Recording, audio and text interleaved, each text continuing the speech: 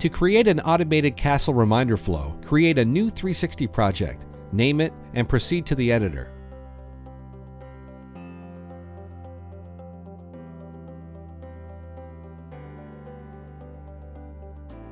The first thing you will need to do is build out your automated communication flow.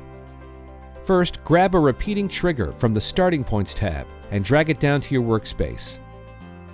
Then you'll need to grab a decision from the Choices and Delays tab.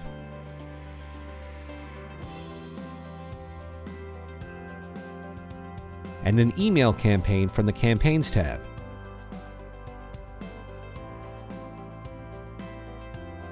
Connect your communication flow. Grab the blue arrow on the repeating trigger and drag it over to the decision, letting go to create a connection between the two. Now do the same to connect the decision and the email campaign. Now you've created your communication flow. It's time to set up the campaign logic and build out the touch points. First up, the repeating trigger. When you click on it, you can schedule the timing of a campaign. Use the first drop-down menu to choose the list you would like the consent request emails to go to.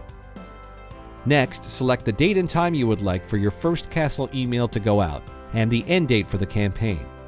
We would recommend a time frame of 2 years to remain within the best practices of implied consent, but you do have a 3-year grace period that ends July 1st, 2017, as a hard deadline to gain express consent from current contacts.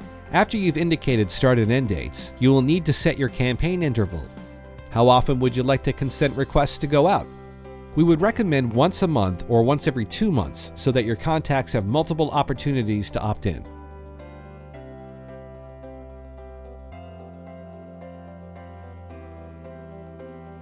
Once you've scheduled your campaign, you'll need to add decision logic to your campaign, so 360 knows who should and who should not receive consent request emails at the intervals specified.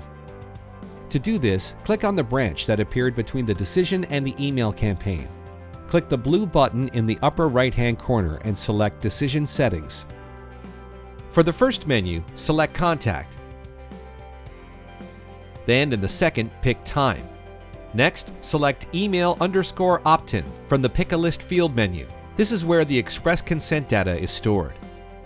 From the third drop-down menu, labeled Pick a Way to Compare, select Not Equal. In the blank field that appears to the right, enter the number 0. Now, every time the repeating trigger is activated to send out consent requests at the intervals you specified, consent requests will only be sent to the contacts who have not already provided express consent, as determined by whether or not they already have a timestamp under the email_opt-in in their contact data. Now that your logic is all set up, you'll just need to build out the content of your email.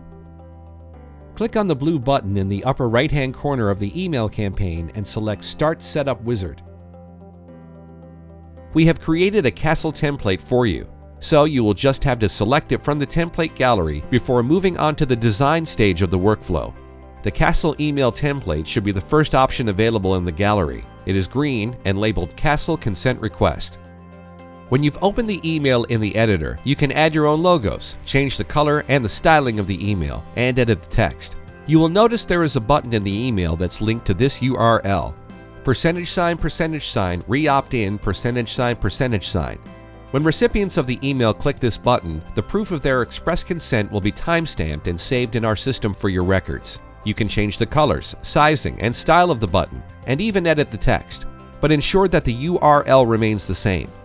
When the recipients of this email click the button, we will save the express consent information on a list field called Email Opt-in, so you will be able to tell who has and who has not provided express consent or opted in to receive CEMs whenever you go to send a message. This is the information 360 will use to determine who should receive consent request emails every time the trigger is activated. If a contact clicks the button to provide express consent, they will not be included in the next round of consent requests. The system will remove them from the communication flow you've created automatically. Once you're happy with your email, complete the rest of the workflow, and you'll be brought back to the 360 editor. Your communication flow is now complete. If you're happy with it and would like to activate the campaign, hit the Next button in the lower right-hand corner of the page. Use the Activate All or None button to activate your campaign. The statuses of each item in the campaign will turn to active in green text. If they do not, you have missed a step along the way. This flow you've just created is very simple, but it's a powerful and effective way to ensure that your mailing lists are all opted in properly when the deadline of those 36 months rolls around. For additional support, feel free to contact our support team.